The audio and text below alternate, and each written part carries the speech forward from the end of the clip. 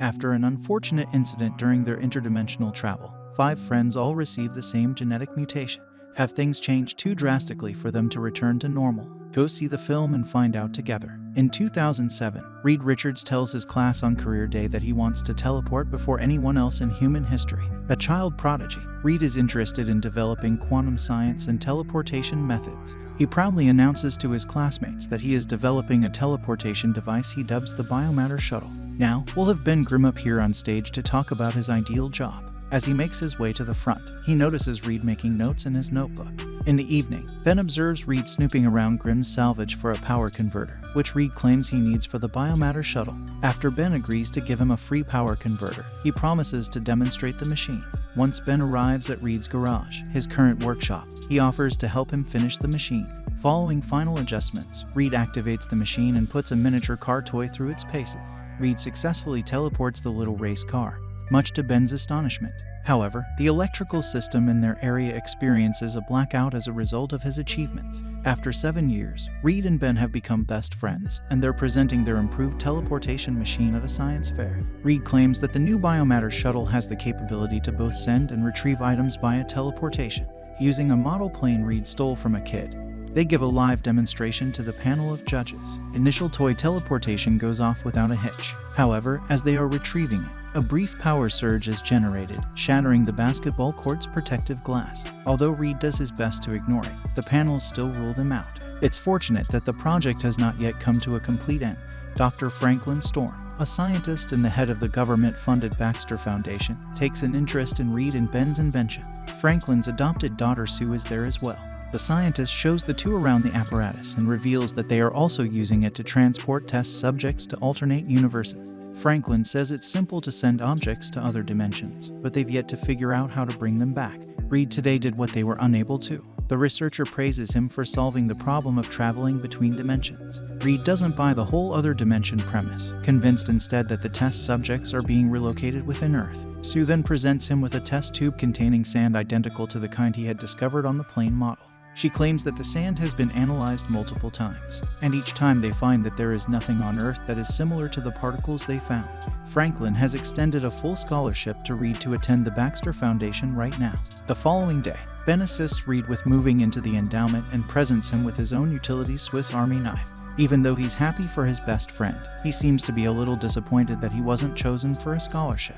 In due time, Reed runs into Sue while studying in the library. He tries to strike up a conversation by giving her a copy of Captain Nemo, his favorite book, but things don't go so well. Reed denies that he builds his creation for fame and argues that what he really wants is to make a difference, which Sue assumes he wants because of her implication. Sue then encourages him by calling him Captain Nemo before leaving. In the meantime, Franklin is holding a meeting with the board to discuss the upcoming expedition to the mythical New World. He says that by entering this new world, they will be able to save their own by utilizing its resources. A government scientist named Harvey Allen wonders about the name Victor Von Doom when he sees it.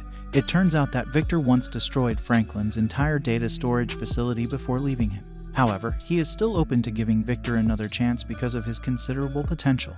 Franklin assures the board that they will get to the new world and that he will personally watch over Victor. He visits Victor after the meeting and makes an attempt to convince him to join the research team. Victor initially says no, but after learning Sue will be on the team, he decides to join. Sue, Reed, and the others start building a sizable teleportation device that Reed designed back at the Baxter Foundation.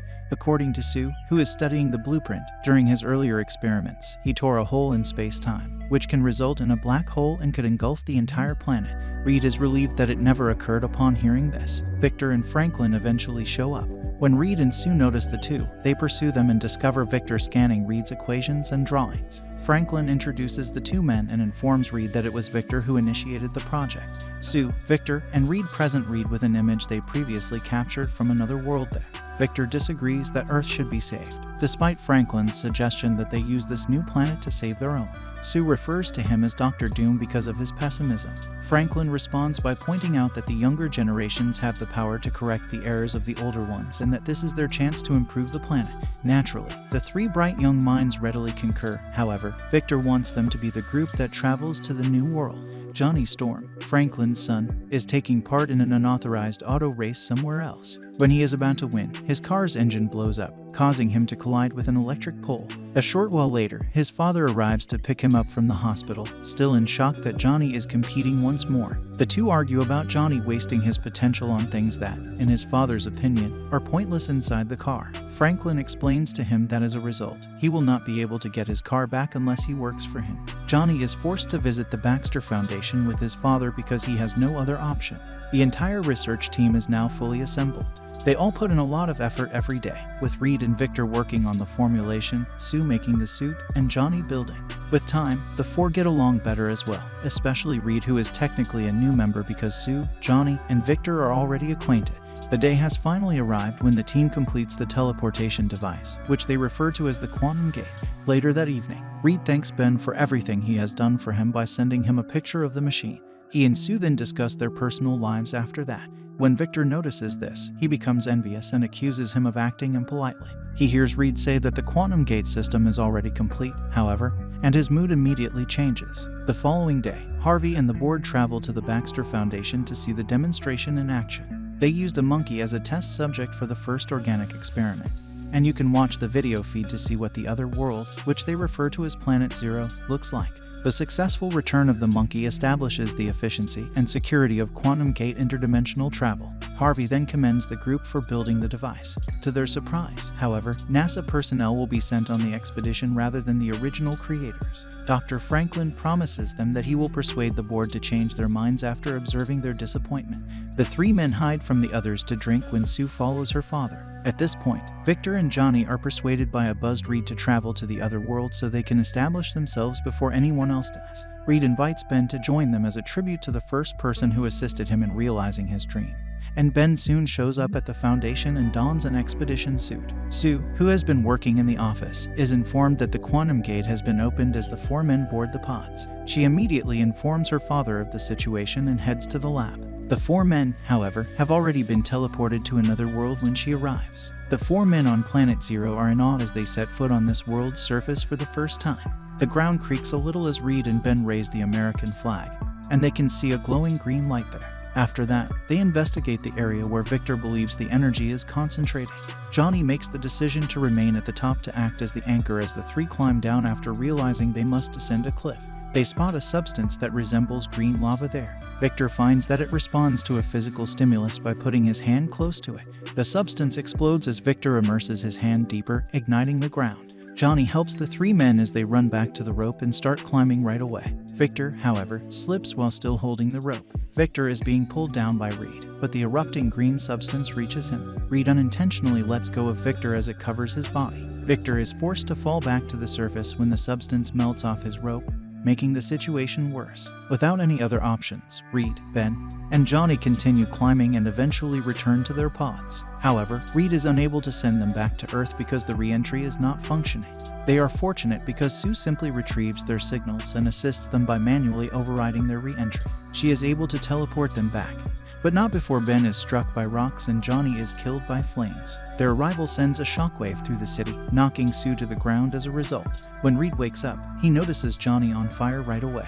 As a result, he starts looking for Ben, but a pillar binds his legs. Reed crawls in the direction of his best friend's voice as he hears Ben calling for him. He approaches a group of rocks, believing Ben is trapped inside. Reed assures him that he will get him out of there. But when he turns around, he notices that his legs are strangely stretched out from where they are restrained by the pillar. Reed once more faints in shock. The scientists are now scrutinizing Reed's stretched body at Area 57 the following day. Reed starts looking for his friends as soon as he wakes up. As he gradually becomes emotional, the scientist forces him to sleep once more. Franklin arrives at the same time to see his kids. He is first brought to Sue, who alternates between the visible and invisible spectrums. Her vital signs are all stable, which is good news. He then notices Johnny, who is still on fire. When Johnny wakes up, he becomes anxious and bursts into flames. He sits up when he notices his father's pitying gaze on him. Reed awakens once more a short while later after hearing Ben yelling for assistance. He uses all of his strength to shorten his arms to their normal size before entering the vent.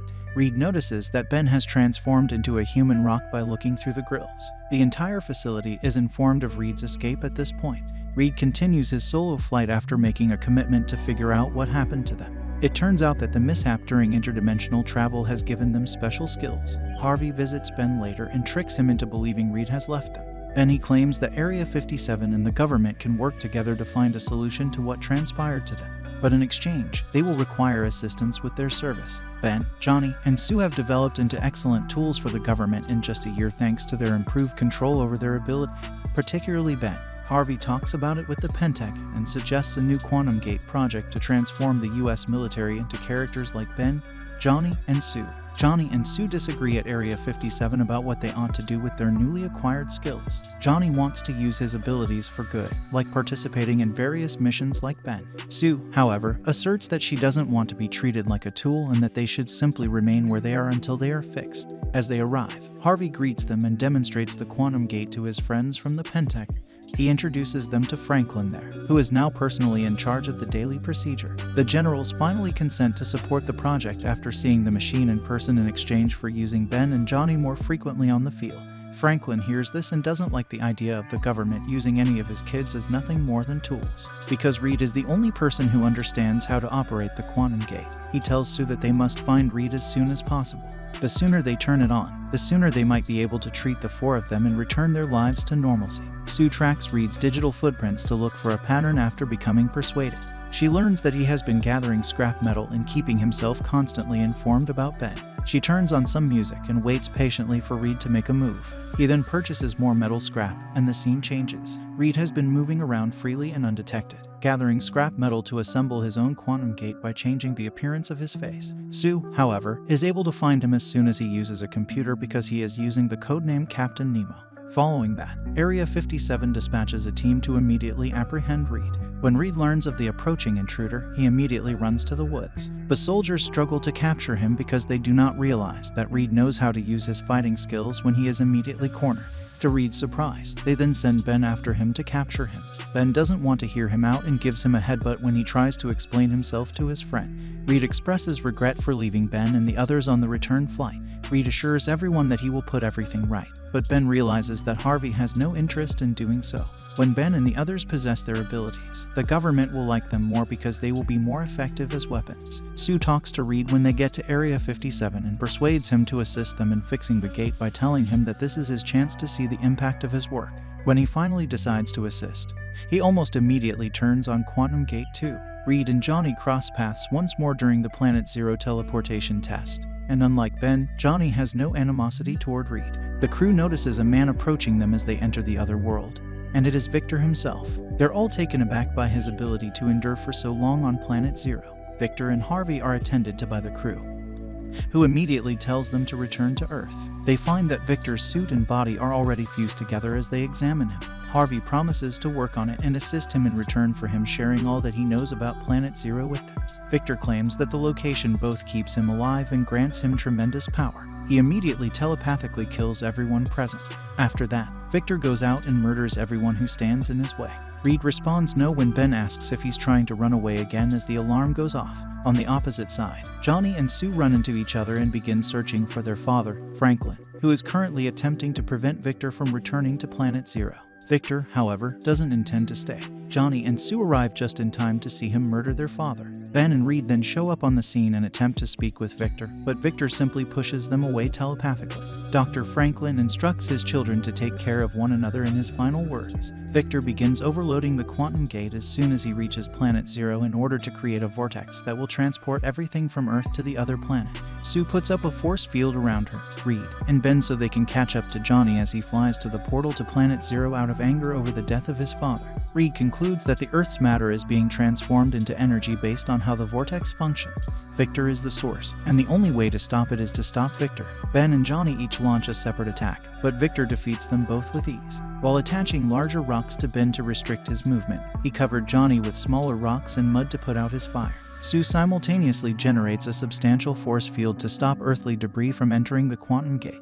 Victor notices this and uses sand and smaller rocks to find Sue's hiding place. She falls as the weight of the particles overwhelms the force field around her. Victor refuses to listen when Reed tries to talk him out of it again, so he tells Reed to call him Doom, which spreads the green substance throughout Reed's body and causes it to become loose like worn-out rubber. Sue then attempts to attack Doom directly, but he simply uses his power to hold her down. Reed gathers his strength and regains control of his body after witnessing his friend's suffering and demise. He assaults Doom and pushes him over the edge, then throws a huge rock at Doom to distract him as he emerges from the cliff. Sue then imprisons him in a force field, where he is killed by Johnny's flames. The instant Doom escapes Sue's force field, Reed starts a hand-to-hand struggle with him. Doom is shocked to learn that this is just another distraction as Ben punches Doom in the quantum gate while Sue assists him in emerging from invisible. And in the final phase of their assault, Johnny destroys all the pillars, transforming Doom into energy. The four of them immediately return to Earth before the portal closes after realizing their plan was successful. The Pentagon thanks them for saving the world after the incident and wants to maintain their friendship. But the four want to become independent moving forward. They create a new Baxter building in response to their request for a sizable workspace. Reed has just the idea that the four of them ought to be known as a superhero team. They come up with the name Fantastic Four before the film ends.